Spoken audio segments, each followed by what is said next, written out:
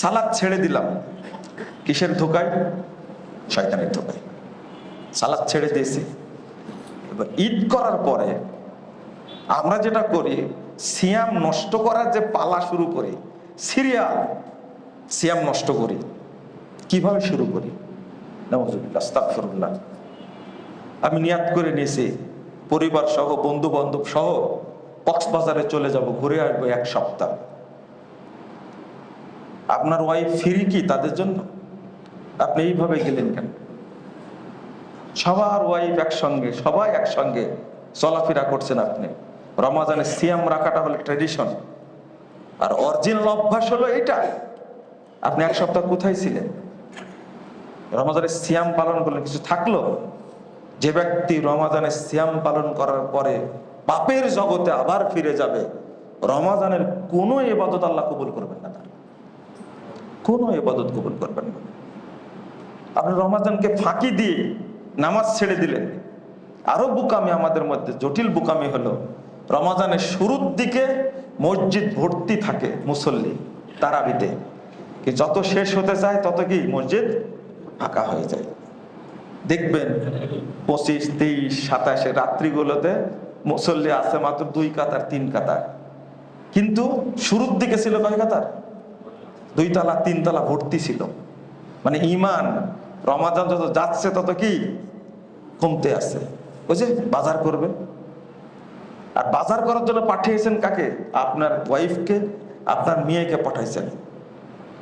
কোন কাজের জন্য কোন মার্কেটে যাওয়া আমাদের জন্য হারাম হয়ে গেছে, জায়েজ জিনিস হারাম হয়ে গেছে। যে অবস্থা, ঢাকায় তো যাওয়াই যাবে না, লা হাওলা ওয়ালা কুওয়াতা ইল্লা বিল্লাহ।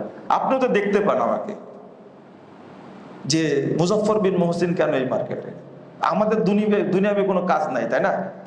কিন্তু আমার প্রশ্ন যে আপনি আপনার ওয়াইফকে, আপনার মেয়েকে যে ছেড়ে দিয়েছেন মার্কেটের মধ্যে, পাপ এটা পাপ না, এটা অপরাধ না? আমাকে একজন ফোন দিয়েছে যে আপনাকে দেখলাম মার্কেটে। মাশাআল্লাহ, আপনার তো ভালো খেয়াল রাখেন দেখছি। আমি না, শুধু আমার ওয়াইফও দেখছি। আমি দেখতে পাই না, আমার ওয়াইফ দেখে ফোন দিয়েছে, আমাকে বলছে যে মুজফফর বিন মহসিন মার্কেটে আসছে। আমি বললাম যে দূরবীনের চেয়েও কঠিন চোখের ইয়ে। আমি তখন বললাম যে হ্যাঁ, এটা মার্কেটে গেছিলাম, কাজে গেছিলাম।